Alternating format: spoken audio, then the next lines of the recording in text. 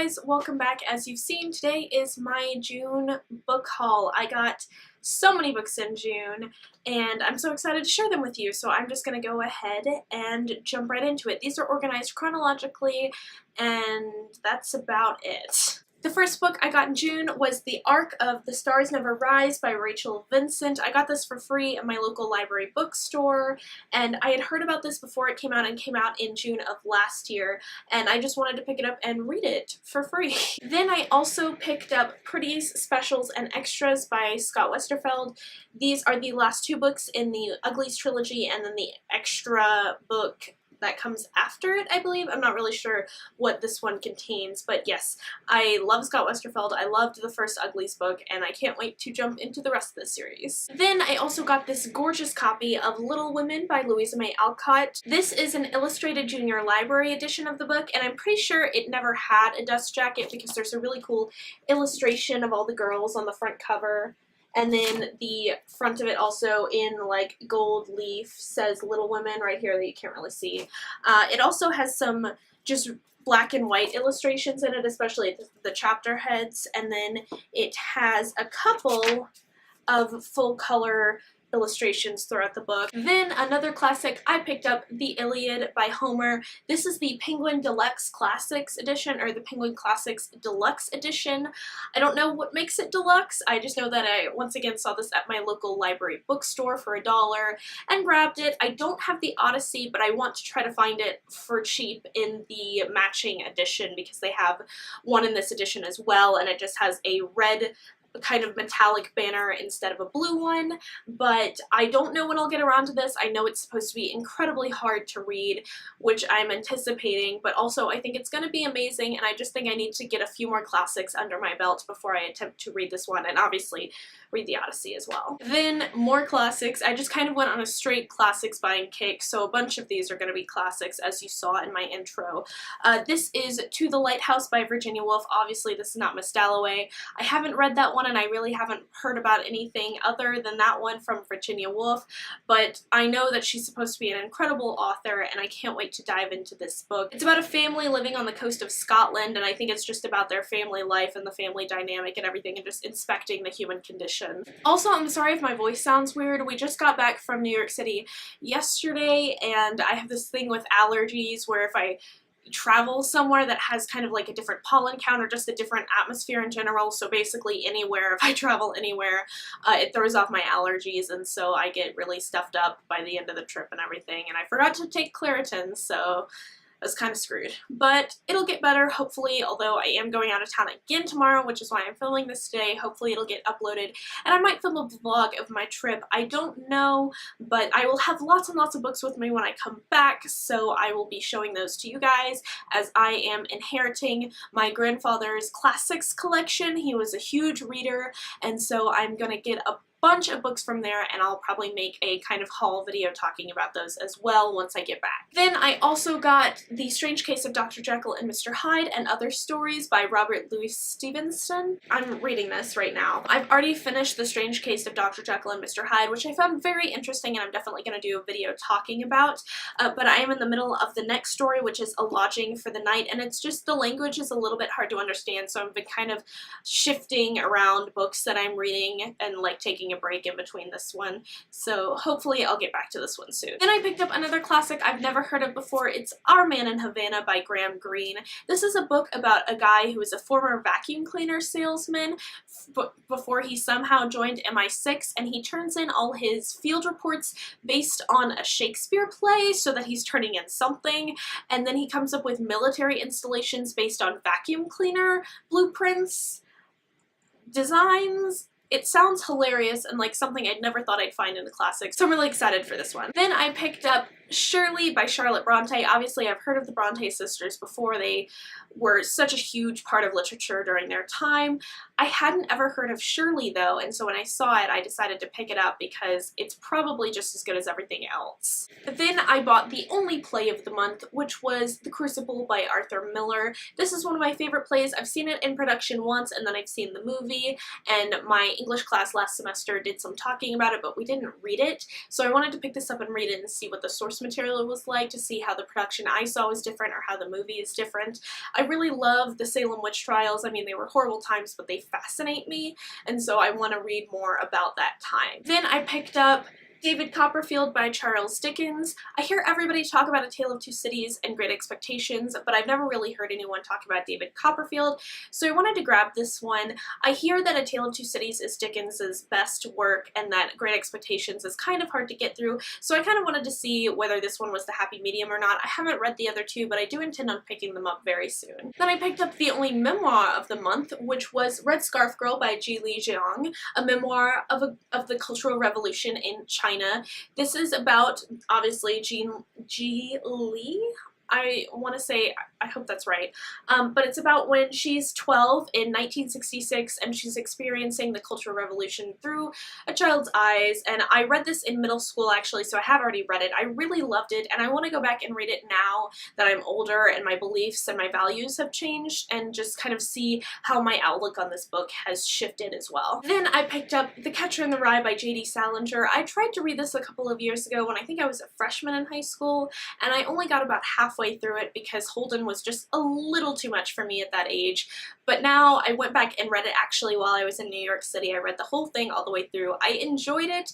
I more appreciate it than love it. I obviously don't agree with a lot of Holden's actions, but I can appreciate the commentary on mental health and his, you know, his issues at the time, and, you know, he's spoiled and he's got a lot of money and just how that affected him, and he had free reign basically, and so he just kind of took what he wanted from the world and left a whole path of destruction behind him. It was really interesting, and I'm probably going to do a video about this one as well, because I was just kind of taken aback by how much more I got out of reading this all the way through the second time, so I just want to discuss this more. Then I picked up possibly the driest classic I grabbed all month, which was The Prince by Niccolo Machiavelli, and this is a book about kind of running a country. From what I understand from the introduction, Machiavelli wrote this pamphlet on what he had learned about running a country throughout his lifetime, even though he was just a farmer, and he offered this to the new king of his country as a gift. And so this is basically just going through and what to do about policy and how to make people like you, and it's interesting but pretty dull. So I don't know when I'm going to get around to this. I have read the first couple of chapters, but I don't know when I'm going to finish it. Then I picked up the first of two Morgan Matson novels this month. I grabbed Amy and Roger's Epic Detour. I found this for 50 cents at my local library bookstore, and I had to grab it.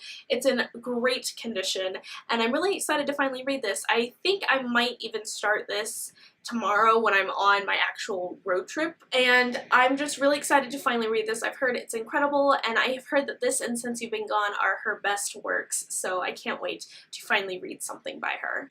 Then I picked up Hollow City by Ransom Riggs. This is without a dust jacket. I found it at the same store that I've been mentioning. It's called Folk, my local library bookstore. So I got it for $1, but it doesn't have a hard dust jacket, which is disappointing. But I've just been wanting to read it for so long, it didn't want to deal with signing up to get it from my library. So I just decided to grab it and read it. I have not picked it up yet, but I will be doing it soon, hopefully before the movie comes out. Before the Miss Peregrine's movie comes out. Then I grabbed Speak by Laurie Halse Anderson. I have not read this one, but my mother has, and she really enjoyed it. So when I saw it at Goodwill, I decided I needed to pick it up and finally read it. My best friend has also read it, and they both said that it's very sad but very powerful and an important read. And then I picked up Zero Day by Jan Gangsey. I had never heard of this before. I mean, I'd seen it a couple of places, but I'd never really looked into it until I picked it up at Goodwill. It's really pretty, but from what I understand, it's about this girl who was kidnapped. At the time of the book, she was kidnapped 8 years ago, and her parents were very high-profile people, so that was assumed to be the motivation behind the kidnapping. And now, 8 years in the future, her father has become president, and she somehow resurfaces, but it sounds like she might be a spy for her kidnapper. I'm not exactly sure what's going on in this book, but I think that's kind of the point, so I'm really excited to get into this because I find political thrillers and kind of psychological thrillers like this to be very interesting. Then I picked up one of my only adult novels this month, which was Notorious by Allison Brennan. This is a crime novel. The first in the the first in the Maxine Revere series, I believe, and my best friend has been obsessed with Alison Brennan since she started reading her last summer, I believe, and she's been trying to convince me to pick up one of her books. So I finally did. I don't know when I'm going to get around to this, but I do love crime novels, so hopefully this will be in the mix soon. Then I picked up my only nonfiction book this month, which is One Summer by Bill Bryson. This is all about America in the summer of 1927 and just everything that happened that was of note and all the, development and everything. It's just sounded very interesting, so I decided to grab it. Then I picked up the first of 2 middle grade books this month. It is Wonder by R.J. Palacio. I picked this up first of all because I've heard so many great things about it, and then second of all I picked it up because it's on my list of 100 YA books to read before you die, and I wanted to own it because I'm sure I'm gonna love it. I'm sure it's gonna make me pretty sad though, so I don't know when I'm gonna get around to it. Then I picked up one that is notorious for being horrible, but it is Shiver by Maggie Stiefvater. I know this is supposed to be not that great, but I wanted to pick it up because I've only read The Raven Boys by her, and only the first book in that quartet, so I've only read The Raven Boys. But I've heard that The Raven Boys is an incredible improvement from this book, and I was really interested in picking this one up to see kind of where she started and how much of an improvement it is, so I was just kind of interested to compare the two. Then I grabbed I Am the Messenger by Marcus Zusak. Obviously everybody talks about The Book Thief, but I've never really heard anything about this book. I assume that's because it's not as good, but it's also on my 100 YA books to read before you die list, so I wanted to grab it and just kind of see what the difference was, and I don't really know what it's about, and I don't really want to know what it's about. I'm just going to go into it blindly and hope that it impresses me in the way The Book Thief did. I picked up It's Kind of a Funny Story by Ned Vizzini this month. This is another mental health book.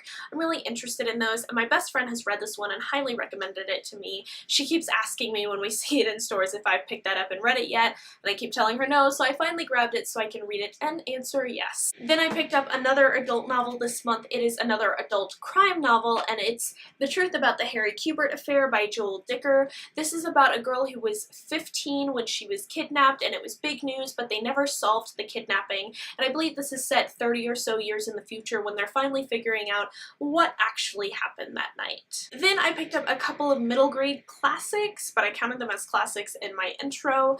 The first of which is Tales of the Greek Heroes by Roger Lancelyn Greene, with an introduction by Rick Riordan. I grabbed this off Amazon actually because they had one settlement or something where they had to hand out some credit because of some issues with ebooks, and so I got like $5 worth of credit and just decided to grab this one because it looked cute and interesting, and I love Greek mythology, so I can't wait to read it. And then starts my New York book haul. I got 8 books while I was in New York, and one of them was given to me by my cousin, so I only actually purchased 7 books, and of those 7 books, I only paid full price for one of them, so I'm really proud of myself. The first place I got a book from was the New York Public Library, and I picked up A Little Princess by Frances Hodgson Burnett. I have already read this. I read this when I was quite a bit younger, 10 or so I believe, but I remember loving it, and I got rid of my copy. I can't remember why, but I decided I wanted to grab this again in physical form. I have it on my Kindle because it's free, but I just wanted to pick this one up, and these are both Puffin Classics editions, so they match, and they're super cute together, and I can't wait to collect more of these editions. And they offer to stamp your book when you buy a book there, so I got my book stamped over here. Then my cousin who lives in New York works in a bookstore called Stories Bookshop and Storytelling Labs, so I grabbed The Picture of Dorian Gray by Oscar Wilde in the Penguin Clothbound Classics edition.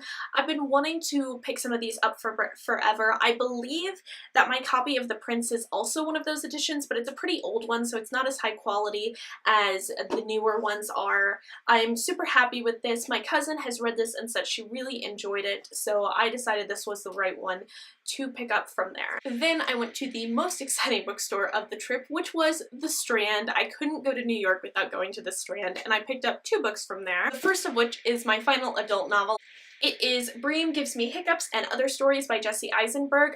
Before going to New York, I had no idea that Jesse Eisenberg also was a playwright and wrote books. I thought he was just an actor, but he's like one of my favorites, so I decided when I saw this I had to pick it up and give it a read. From what I understand, this is just a short story collection spanning vastly different topics, and that they're all really good. So when I saw it for $7 in hardcover, I decided I had to have it. And then also from the Strand, I picked up 1,000 Pieces of You by Claudia Gray. I've been wanting to pick this one up forever, but I told myself I couldn't buy it unless it was in hardcover because I just think these are the prettiest covers ever, and so I'm so excited to have found it for cheap at the Strand. I also went to Books of Wonder while I was there and picked up Since You've Been Gone by Morgan Matson. This is the second of the 2 Morgan Matson books I picked up this month.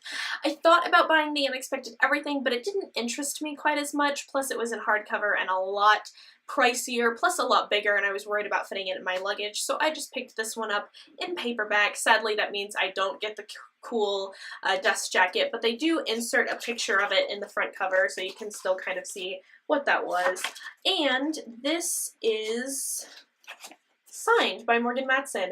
If I remember correctly, I'm going to be meeting her in October anyways, but it's still pretty cool. The only manga I picked up this month, I picked up from Midtown Comics. It is the Clockwork Angel manga. This is the first book in the Infernal Devices trilogy by Cassandra Clare, but obviously in manga form.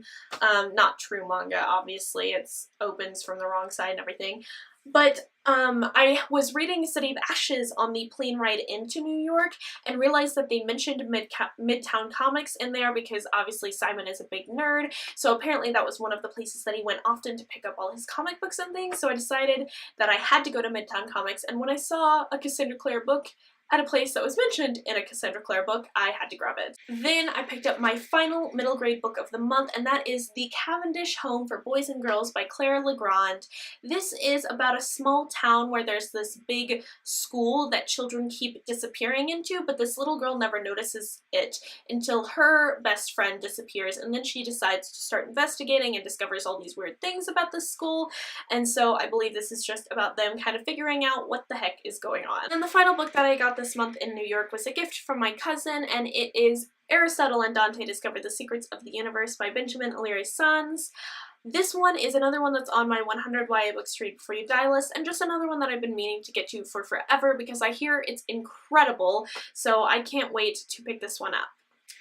That's all for today. I would try to pick up all these books, but there's way too many of them for me to attempt that. So yeah, thank you guys so much for watching. All my links and information are in the down bar below, so go ahead and check that out. Until next time, keep reading.